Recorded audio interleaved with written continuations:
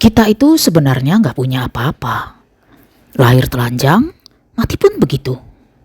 Semua itu milik Allah. Dulu saya punya beberapa usaha, salah satunya kemalingan. Dan saat itu ternyata yang membobol itu security saya sendiri. Sakit, sedih, kecewa itu pasti ya.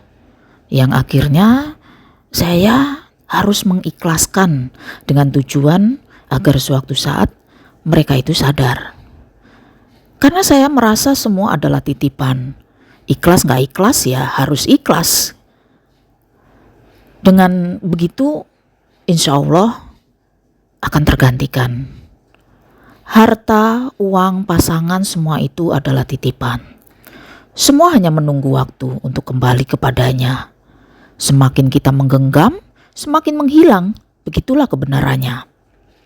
Saya pernah menyalahkan takdir. Karena satu persatu usaha saya ini jatuh. Saya menangis menyalahkan Tuhan. Saya gak terima. Karena semua itu saya bangun dengan derai air mata. Dan juga keringat yang bercucuran. Satu persatu Allah ambil tanpa minta persetujuan saya. Saya terjerembab masuk dalam lingkaran hitam. Saya mencoba membuka satu persatu dosa-dosa saya. Yang pada akhirnya saya menyadari dalam tiap detik seolah saya itu membuat dosa yang berdurasi panjang. Allah mengambil harta saya, uang saya, juga kebahagiaan saya. Lalu saya berpikir, apa hak saya untuk marah? Apa hak saya kecewa?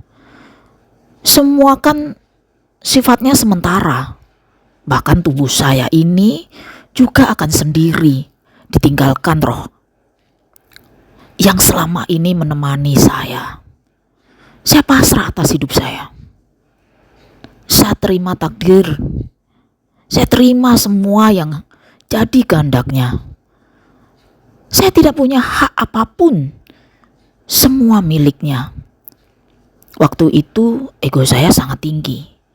Saya malu jika saya jatuh.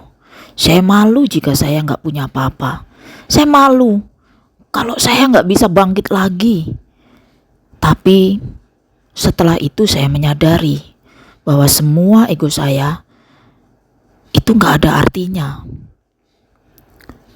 Saya bahkan lupa bahwa air mata pun milik Tuhan. Saya sombong, saya angkuh. Padahal saya hanya butiran tanah yang tersusun menjadi nyawa. Tapi semua itu akan kembali kepadanya. Semua akan kembali pada tanah menuju pada pemilik sejati, yaitu Allah. Allah tidak perlu ACC dari saya. Ketika Allah sudah bilang kun fayakun, maka semua terjadi.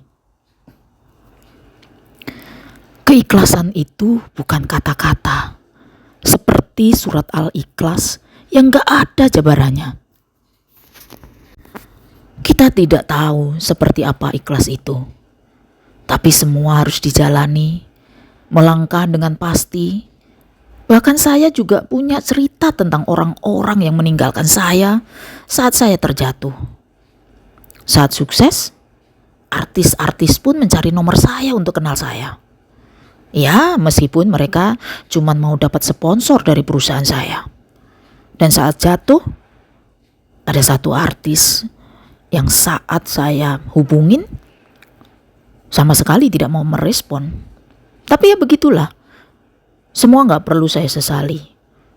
Cukup tahu dan gak usah lagi untuk menyenangkan orang lain.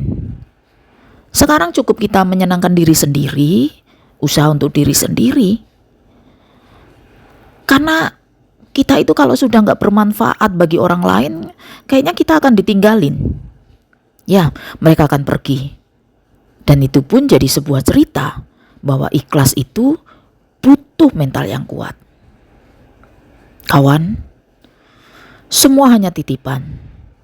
Jadi belajarlah untuk menerima. Kalau saat ini kita masih terombang-ambing, masih belum bisa menyelesaikan masalah, belum bisa menyelesaikan tanggung jawab dan kewajiban kita, ya kita belum punya yang kita harapkan. Insya Allah besok atau lusa semua akan terwujud. Jadi yang terpenting kita tetap semangat, jangan putus asa, dan kita terus berusaha sampai titik darah penghabisan. Semua akan kita punya atas izin Allah. Jadi tetap semangat.